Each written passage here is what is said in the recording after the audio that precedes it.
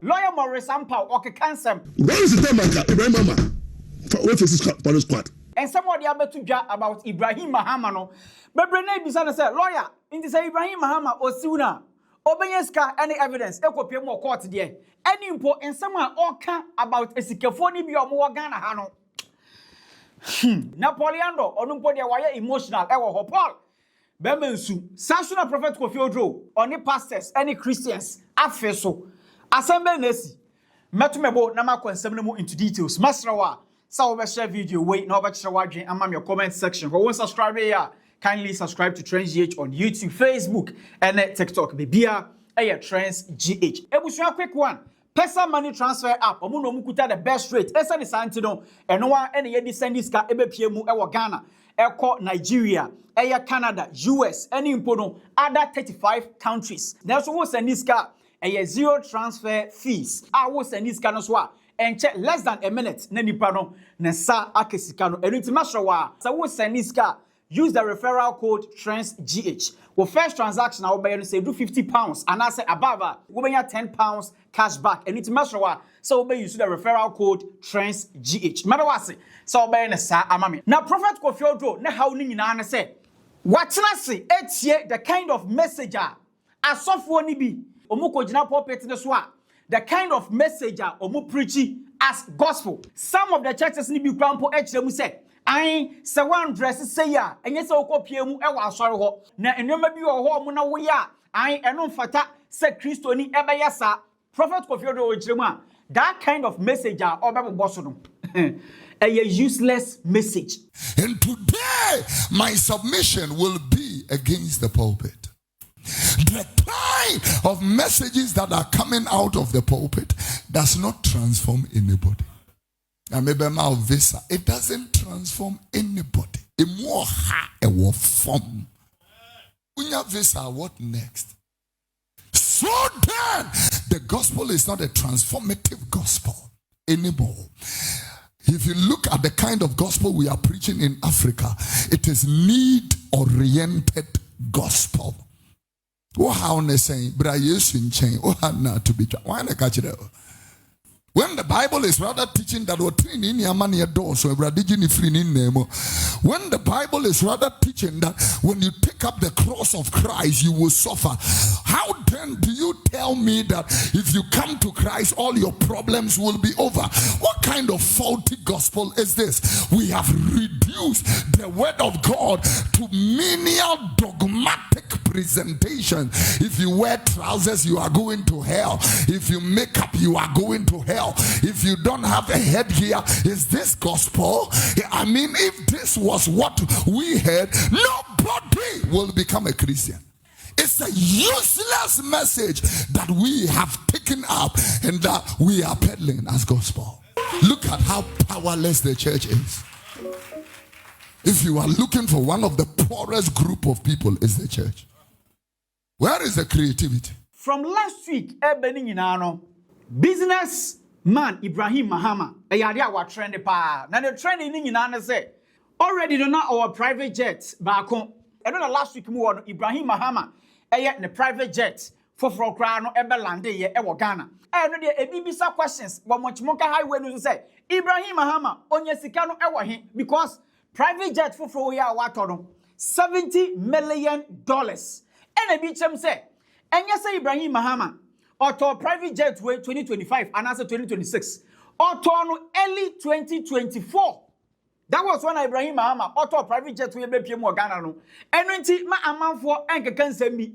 Ebi so chema debi Ibrahim Mahama, what was our private jet no? Because Nebra, His Excellency John Dramani Mahama, or your president no, and when creating opportunities be ama Ibrahim Mahama intia, where to me acquire this private jet no. Emma Ibrahim Mahama kwa watch them say the old private jet no. Says ya no ode besum o my Ghana as emergency air ambulance. And on Napoleando waje emotional wo hwa nini atete.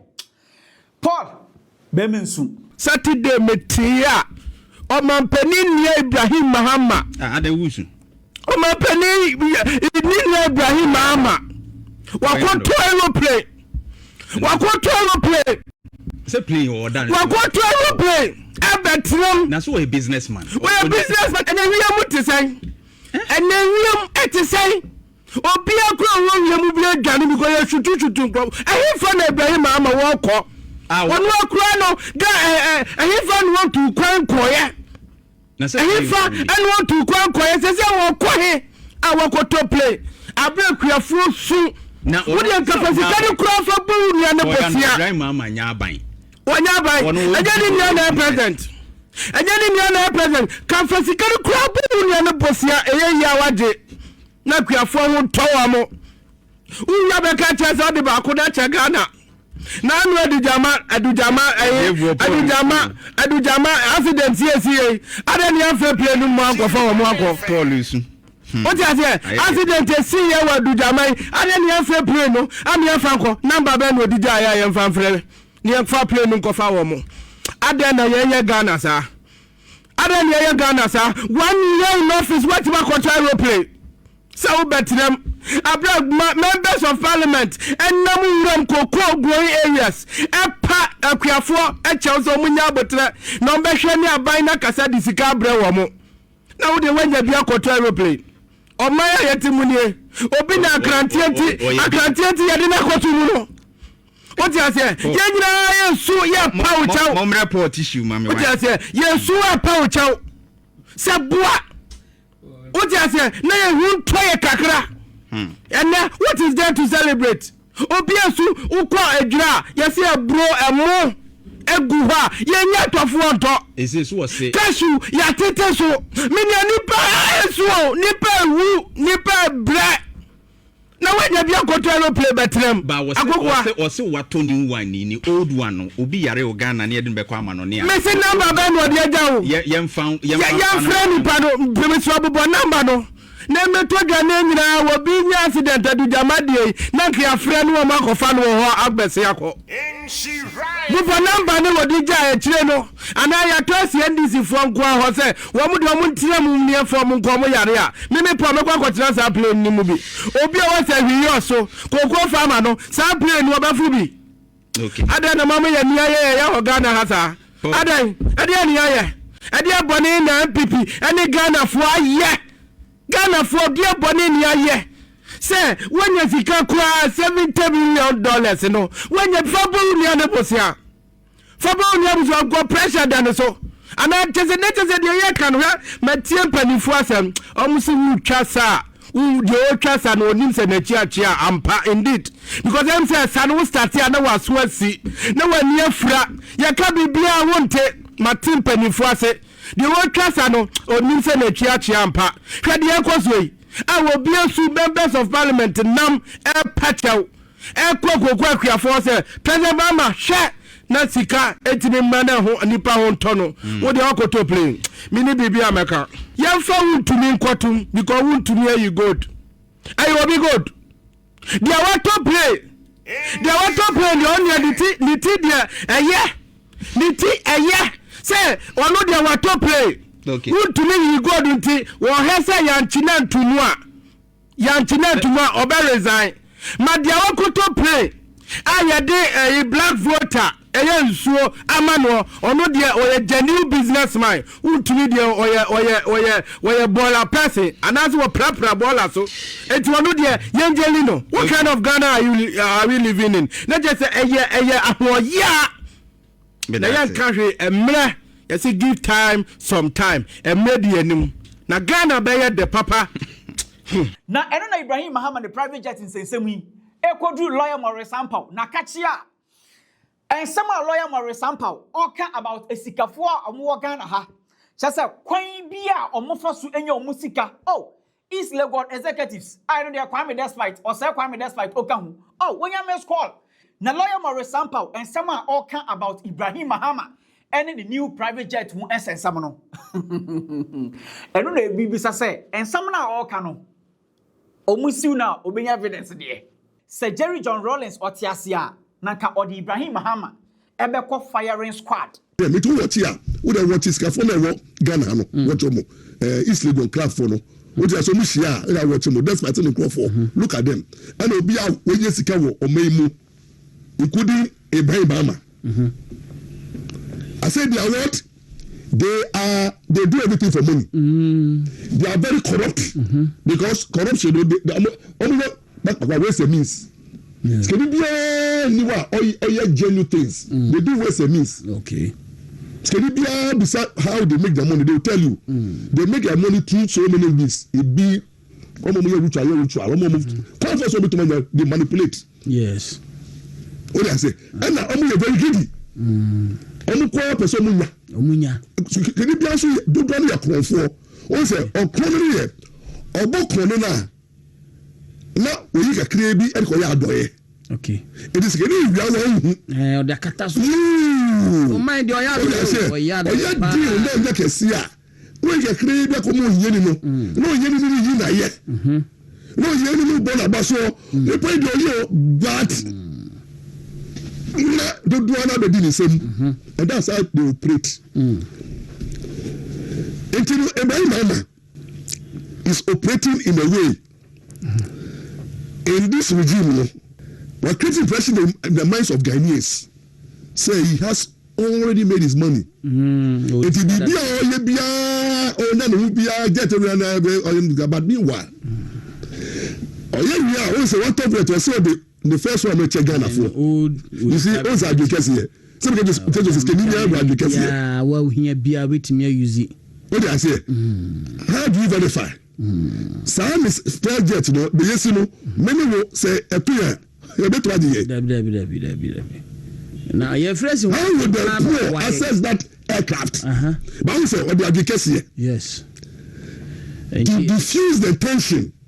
Every pressure for the solution. Oh, what top second jet, but first one, I check Ghana for what advocacy. Ghana for yes. I'm not for no, say you become 170. First one is can be told second jet, first jet you die because of the first one that you see how the rich men manipulate the poor. And I'm looking at the political implication for the brother Mahama. President Mahama, yes. I think Ibrahim Mahama is not helping President Mahama in any way. He's abusing the presidency. Because they abuse here, who take advantage of your brother position. And you are taking advantage, amassing work here and there, and getting everything to yourself. Yeah. In a way, normally, no, it should not be so. Ibrahim Mahama is abusing the presidency, and it's not helping President Mahama because, say, oh, brother, and your president. Now start to say who acquire certain things and you put pressure on your brother. What do I say? They say no, on social media people are questioning. Yes, among for council. So do we become one same? What do I say? Now when my president member and look bad, as if all that he's doing is to aid his brother. And you see, because president here brother intimo, obviously we're Ghana. But I'm telling you, nobody under our constitutional dispensation. What's it about? The way constitutional. Every president is powerful.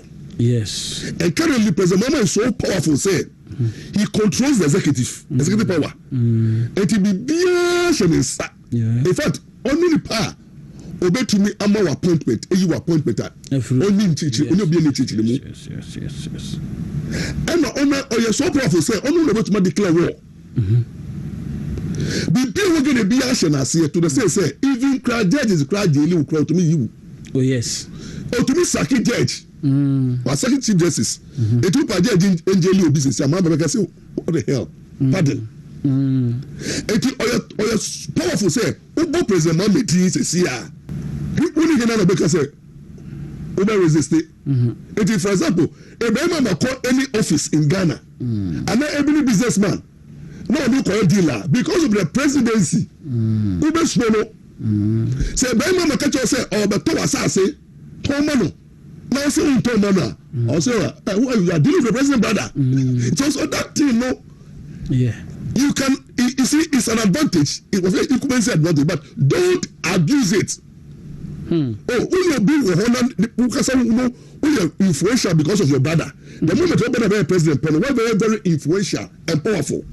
Although Ghana for to about Mawo, but because president you only who carry the image. Yes. If the president Mama Eko Biano, Mama, you carry the image, the power of the president. Hey, President Banana, no judge in Ghana now can stand Ibrahim Mahama. I don't see any judge Ibrahim Mahama here be business here. What to jail Ibrahim Mahama? What you tell anybody? What do you mean? Oh, you do sir. Who get you there? Or the I take a phone for forces. The because I say. Oh yeah, MP now Ibrahim Mahama office so favor. Now I say one premier. When you say the next time no appointment will be revoked. The because I say. President Mahama Kasano, I'm not for external because of the power it is. And Ibrahim Mahama also because of President Badano. And I want to Ibrahim Mahama no beer.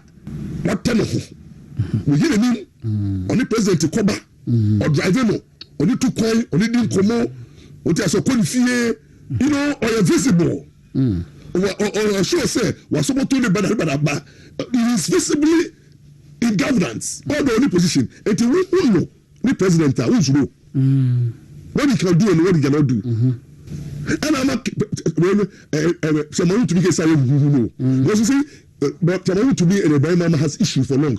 Yeah. But the moment the better back power panel started with the channel because the moment Mahama back power panel only better travel somebody will have a power and it's just a call. Yes. It's just a call. It's just a call. These are the relative people fear to say, but I'm telling I'm being honest. Oh, really? Genuinely, what I'm saying, just a who person you're diabolic, but I'm saying I'm being honest. So only Osikini Enam. Papa eye odi focus here. Papa Osika. Unama Corona was so among Ibrahim Mahama politically no. It's not helping the brother. It's abusing the brother's presidency to the benefit. Because because your brother your president the way our brother your president UM Bank, Metal Bank, we buy a loan. And now when I say a UT Bank buy a loan, went to main chair, they banded down the issue. What I say to say, there's a mama I have to tell the brother, go and pay. What the Kakotia, who if he there's a mama could G loan Merchant Bank went here or the money company could G loan our UT Bank and a Caribbean those banks will suffer here. President Mahama at that time who was not comfortable was the president was so much to the President Mahama or down the bed and say please who the Kakotia. It is there. Now under the influence of President Mahama, the same President Mahama, they better grab machines, buying machines. When duty, no, you clear goods, no ordinary Ghanaian can have that privilege because that the goods is not exempted by Parliament. But how he managed to clear the goods because the brother here, President, in clearing the goods, no, catch our customer officer say, my friend, Clamani. Now, can say we are rough, we are President Mahama, we are in trouble. It will not tell you say President, brother. Goose out, and not clear goose, it took a Japan after MPP back power to raise the alarm. Say, Ibrahim Mahama clear goose are own chair. Okay. And no, Yoko invite him now. Oko issue 44 checks in young go through. It is at time like MPP. Ya ben be on person who go Ibrahim Mahama, a Juma, SNA. That time I saw so the pan because what clear goose without paying duty, we are criminal. Yes. It was a criminal offense. Number two, we issue checks 44. We go through a bounce here. Yeah. And now we could clear debt. Just because your brother was in power. All power, yes. Now come 2026. Over the cyber power bioma. Now all the minerals in Ghana is like your company is getting them, having interest in buying them. Azuma company say voter base in the media because we are rougher. President control executive, air control parliament, air control judiciary, air control civil society, air control journalists in this country. Mama has become so powerful. So when you have a powerful president who is your brother, You don't make life uncomfortable for the president. By using that power of your president, you carry the image. Now, if you say, yeah, quiet here. Look at those days, people power. Oh, yes. Say, I'm out to be in Tino. Yet, I'm over to say, yeah, no. Yeah, what are you? I'm a chairman. Only to be FM. That time, no comment. But chairman yes was enough to scare people. And you know, when your brother is a president, you should be very careful how you conduct your act. But Ibrahim Mahama is abusing it. And then yet you are projects. Now, what at the time, the qualification is say at the time, Ghana won't chill. I bet you skill. I bet you go. I bet to be to your school fees. To be to your workers. Teachers for nurses for. I bet you crisis. Now, in the midst of your brother's presidency, while the government is suffering financially to pay workers, while your government is suffering to pay cocoa farmers, while your government is suffering to stabilize the economy, while your government is facing Russia, Iran, and American war. Is it the right time to go and buy the most expensive jets? Now, do you think you are doing good to the economy and the people of Ghana? You see, you are putting your brother under pressure. See, the economic implication is say work auto jets, but then people think say then if you can buy jets, at the time ubia bra say no brother no power. Now the most disturbing thing is about the banks now. Omoma Ibrahim Mahama loan, it's because of the presidency. Okay. And then because the panel of carry president's favor, president or carry the president not anointing, president Dean, internet, Stanbic, any banks near come $205 million loan, maybe a man, the company, maybe a man. Meanwhile, Stanbic, you will be a banking war. Once you become my head. And now, I'm over the break. I'm over bank, Stan Bank. All applications for loan 10,000, 20,000. Some bank for more. Maybe account can maybe close my account. There's a helpful. So to become 1 person. Attempts $205 million. I did share the business. We also one at jets. So that amount of money, I had to come people back home. Could it also be lent to be found crediting other businesses? They are private jet, what is the economic wealth for the nation? A brand private jet now, what is it going to happen to the economy? Is it going to create jobs for somebody's comfort? But that bank, it will make carry sika, and the amount is for quarter just because the person is president brother. Say, Ibrahim Mahama and president brother. I don't think the banks will do that because of carrying the president team. Look, at times they did and that's what Ibrahim Mahama is doing. Oh, did you want to oh, yeah, I say, and we are not saying it. We are quiet, we are comfortable because of Ibrahim Mahama, because of Sikini. But Sikini, na medical can say it's a 4 a libre 4. It's a 4 greedy. Omi ko bia. Omo po, omo wia wo kra na ya Osikeni wia wa he. O wia wo nia na say me have. But no wia wo. And Osikeni wia wo so hu. O wia na de kakra ba ma. That's what they do. So me, I see the rich in this country say they play the poor. What I say, Fakito Bedi Kessie, who know acquire a boy, I don't know acquire no only the big benefit. So it's going to pay not already be it's not for sure, only the benefit, but it's a 4 year BB. It's going to be a believe say, answer the 2 and more in only Obeja more than A. That's how they are. You don't play them. They are every rich man be a bonus can buy. Every rich man be a mafia. It's when you see people like that, people who are very mafia and rich man, or be to say, or when they say, can you pro? Who to be in the agro? Mafiaism war, dry tampon. For to be diagro. Reference Chairman to be. What is that from? What I say? Me because I'm going for. What I say? And no, and MPP first for no. Can you say that come? I'm a bear MPP by Munis Cano. I don't know. And those who people perceived to make it under Akufo-Addo government, no. Do you think they are they don't know what they were doing? They used mafiaism. They were greedy. And most of them were corrupt. Yeah. That's how it is. That's the reality. What I say. But we must be very careful to overpraise them. Say Obi was a to be the bonnet. It's a Ibrahim Mahama, it was Kentino. Ono no song. Bibo ye bia nipa gal the say.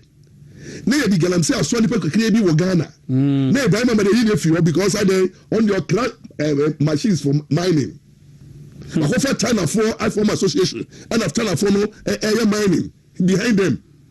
What I say? So Ibrahim Mahama and President Mahama are benefiting from our mineral resources through the brother creating the avenue, legality, but behind the legality, making money. The innocent people are suffering. The innocent Ghanaians are suffering. Even when it comes to Isika Krana, look at Isika Fono. Asofono. Look at the mafia. And then make a Opambo system. Kofisika. President Mahama is 1.2 billion. Now we are ordinary person without 2 billion. Kofisika man for Juligu Opambo. Just because he's a pastor who is perceived to be rich. And it's a phone the Momo Diembo. And I'm mafia wa unhu. I'm mafia. Skani mafia wa only one koka. Yes, and you know the President Mahama, your brother is abusing your office. Your brother is creating a negative picture. Your brother is making Ghanaians uncomfortable. And the last thing that I'll say that a year so damaging is that President Mahama, Jerry Joe-Roris, the moja, ebe ye ku, ebe sorry tiye skafo, ebe sorry etia omu corrupt, ebe ye de le bra flow, eye ku ma omu ko bo busia 50,000 Ghana cedis ye ku omu, omu kumasi ya omu demu, omu fie 2 toilets ye ku omu. Ron is sorry against the rich and not calling for probity, accountability, justice. Probity, accountability, and justice, and transparency. These are the things that Ron stood for. Because Ron can say, it's Kafudu Sisi Yandoh, it's Kafudu Boyo Chrono. It's a fully greedy. It's a fully take a phone with so. It's a fully did no for no bread. The rose cool no ya no. PNDC cool no rose yano was to fight against those he perceived to be rich. Okay. No, you cool. Who can do this? Or go hard on the rich and not calling for control price. Now, Rollins before the woman, now Rollins started warning NDC for say, hey, and that's how I'm meeting the party no. And that time Mama was in power. I see Mama Musha yo na said the Musuni Mubino, the woman now Brisicano, na mu Pesicano, na mu Disicano, na mu me party, and that's how I'm meeting the party no. Me party the team me here for NDB Mobile for. Me party for it was for the people. Power for the people. My party, we don't believe in bourgeoisie. We don't believe in capitalism. We don't believe in wealth creation. We don't believe in possession. Jesus Christ. Where is the time Ibrahim Mahama? What is his police squad? Where is your president? Ibrahim Mahama cannot buy private jets in this country. But Mahama have allowed NDC party to become a party conscious party. They say Sikalo, they are blowing money. And now, and I'm not saying MPP fool. They are more than capitalism. And now NDC follow. Sika abe to mo bottom any no more to sami je fi akwa ketete the money that sami je fi if father in law ewu ye madam bi ko bia me see yes sabi ejani no ejani keke no sabi no minua plate ba ko sabi no ebu fa na Ghana because for rice and chicken the different types and I drinks me see don't go there sami je fi a year, 1 week, a year now, you know, it will see classrooms 10. Oh, I said now, NDC forces I know, over your own chum. Now, this President Mahama will why the party, the Sisa Dandani, Big Aziz party. Sorry, JJ will why, Obesu, and now, if you quit them, somebody like you quit, will not be happy with Ibrahim Mahama. Because it's putting pressure on them. Everyone will not be happy. The kade,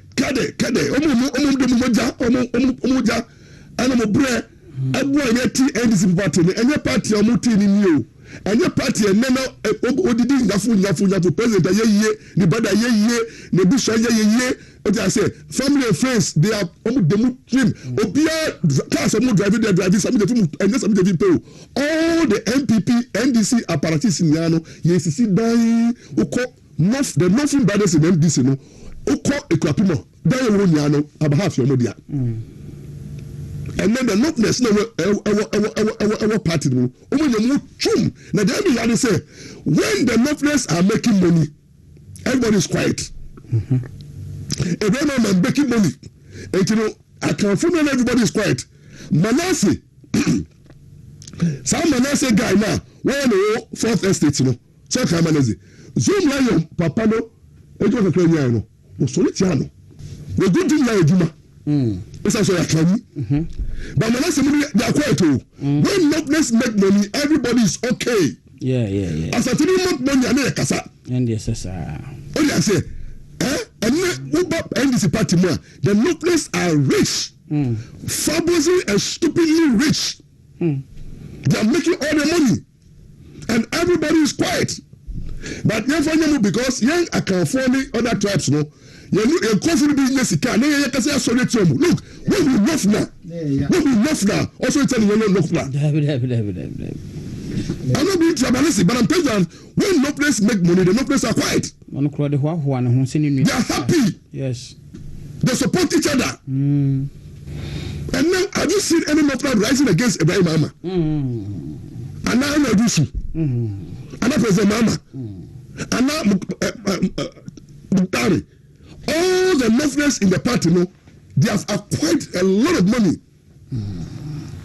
But when the other tribes make money, na Solitium, Zoom Lion, Manasseh, no, sorry, and a Zoom Lion, and a Luzelo, for that before, what I say, na Solitium. Nasalo, yes, I think as I fully making money, and as I fully sorry, Yantiasia, and Jessica, and then as I fully Tomo. I can remember say as and the phone being Jessica, Necrom, there was so many Jessica. You are mouthful. Omotena sekasa say oh na we mu kura no musika no nya yi na omko hospital kwa jiji moja na den den o make sense look at what they are to come despite omka as a come despite yes can look at the way we are you don't despite kurasi omoton no na dia dey some hu hia and you despite what they despect but no is wrong to say no do that yes they believe say you are doing and a true Allah and they make the money and you are sitting down there. And today they are all over our political space. They are dominating the political circle, the military circle, the government appointees. They are making money. CEOs, yeah. But other tribes who are making money. Yeah, problem. Yeah, bring it down. Confidence parties, it's get draw and a tamaru to me. Hey, now we're going to say, Jesus Christ. Now, when I say, Jim Lion May, through the hard work, Manasseh Azuri, the Nofna, actually tell Papa, I did the contract in the same. Why are we doing this to ourselves? But other tribes, they are going to make money. They have money already. It is normal. Listen to me. Yes. May catch them with the minimum. Ibrahim Mahama, before God a man, you top pressure my brother. Who making Mama government to look bad. And you see, when Ghanaians are acquired, I don't think that they are acquired because they are scared of you. But they are shocked. Inti lawyer Maurice Ampaw and somewhere no the abetuga about esikafo bi no de omo Ghana ha awochem se kwan bi esikafo efa so omunyo musika an ebi two rituals eno de ochem se but Ibrahim Mahama kwan a ofa so eno de o making sika no new private jet kra no asan aba peso no because ninua president eno or abuse that power no o use ninua His Excellency John Dramani Mahama ne power anasa ne presidency no ene Ibrahim Mahama or de ye enwoma bi ebe benefit ono kwa Ibrahim Mahama wote Sami Jemfi ene prophet opambo mu nyina no omudin ewo ho. Feel free na kyerɛ wadwuma me comment section ho na share video we send ebe ya afoforo so omunsa ebeke bi macro ebusua quick one company a omo asase legit omo asase so ede bebie litigation free wo benya access to electricity any have water Land King Company Limited. Na Land King Company Limited omu chemu a omo nsase no ebi available Pokuase Hills 10 minutes drive from the interchange 70 feet by 100 feet and the phone book 255,000 Ghana cedis. Saso and a Pokuase Hills 50 feet by 70 feet and also the phone book 130,000 Ghana cedis. Saso na ebi Ashalaja near Amasaman and also 70 feet by 100 feet no call for 85,000 Ghana cedis. 50 feet by 70 feet and also call for 45,000 Ghana cedis. And it's Masrawa Fred Lankin Company Limited Naje Wasase Efri Omo number na egu screen so omo office so e wo Pokuase ahia.